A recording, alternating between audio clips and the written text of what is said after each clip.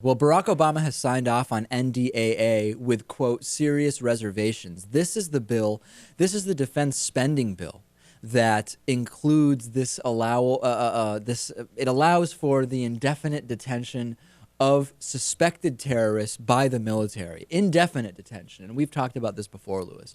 And President Obama says he has signed it. He doesn't plan to use a lot of what this bill allows him to do because he doesn't believe in it and he has reservations. But that is such a crock. Hold on. You know what? I'm getting so many emails about this. But listen to let me pose something to you. If Obama doesn't sign this and the period runs out during which he can do this without starting the process over, people say he doesn't support the troops. They say he's not funding basic defense spending. He's not funding the troops. He hates the troops. That's probably worse PR than what he's getting now for the fact that this bill contains these provisions for indefinite detention. I think so. This is for political reasons. I think so.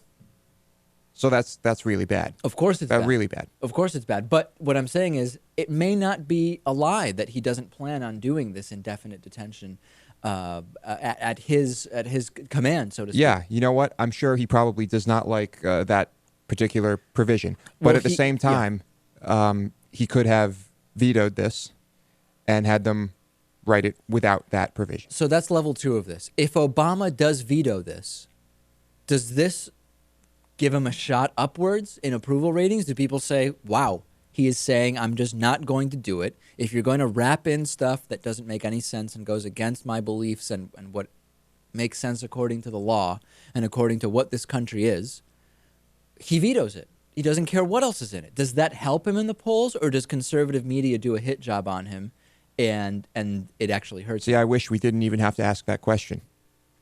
That he would just do what's right and what makes sense and what he believes in, what he feels oh, come on, Lewis. Accurately represents the will of the people. Listen to what Lewis wishes was the case. But everything, I guess, has some type of political motivation. Right.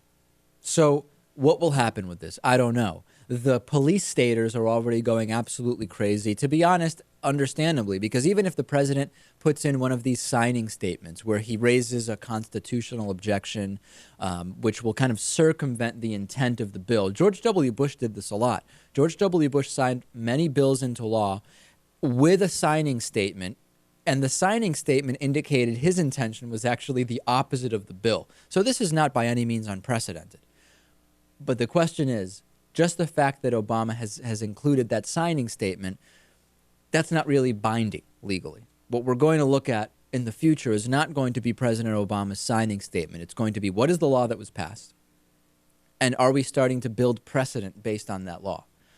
I have to say, I understand the concerns of the extreme police staters, you know, the kind of conspiracy theorist police staters that are all over on the internets and all now, over. what we talked about, we didn't actually describe what exactly this means. This means that anyone suspected of terrorism and the what military, that means is very loose. The military, the FBI, CIA, government, they can openly define terrorism, can be suspended, not suspended, can be detained indefinitely. Habeas corpus is suspended.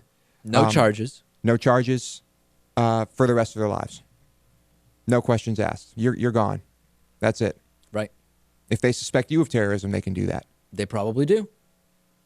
Well, maybe not. After the TSA video, maybe. Perhaps. So it's bad. It's really, so let really me be bad. clear. I understand the concerns people are having with this.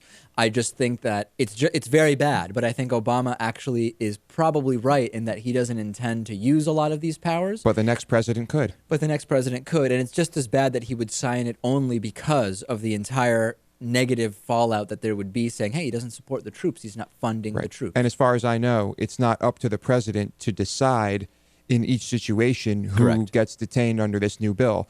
The military does that. The president may have no knowledge of who's getting detained.